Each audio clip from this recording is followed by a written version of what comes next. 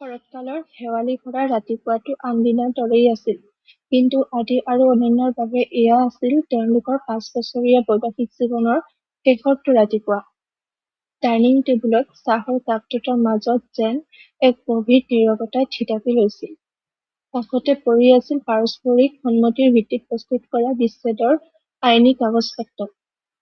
কোনো চিহৰ-বাখৰ নাছিল, কোনো কন্দা-কটা নাছিল।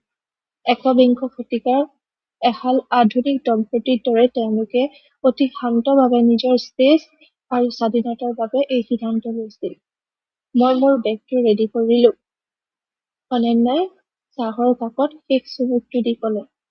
তাইৰ কণ্ঠত এক আচৰিত যান্ত্ৰিকতা আছিল। আজিয়ে খিৰিকীৰ বাহিৰলৈ চাই ৰল।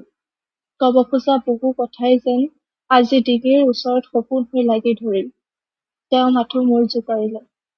ঠিক হৈছিল যে বিচ্ছেদৰ পিছত এই ফ্লেটটো আদিৰ হাতত থাকিব আৰু অনন্যা চহৰৰ আন এটা প্ৰান্তলৈ গুচি যাব।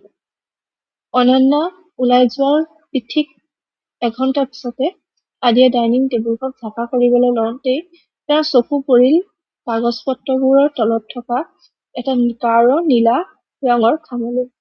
খামটোৰ ওপৰত ধুনীয়া সাতটাৰ আখৰেৰে লিখা আছিল, আদিৰ বাবে আমাৰ বিচ্ছেদৰ উপহাৰ। আদিৰ বুকুখন ধপধপাই উঠিল। তেওঁ খামটো খুলিলে। ভিতৰত আছিল এখন সৰু কলা ডায়েৰী আৰু এখন সৰু চিঠি।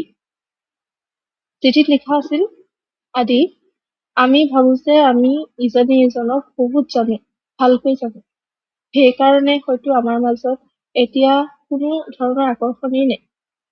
এই বিগত 5 বছৰত এই ঘৰখনৰ দেৱালবোৰে আমাৰ এনে কিছুমান ৰহস্য লুকুৱাই ৰাখিছে, যাৰ উমান তুমি এতিয়াও পোৱা নাই। মই গুচি গলো, কিন্তু আজিৰ পৰা ঠিক 7 দিনলৈ তুমি এই ঘৰটো এৰি ক'তো যাব নোৱাৰিবা। প্ৰতিটো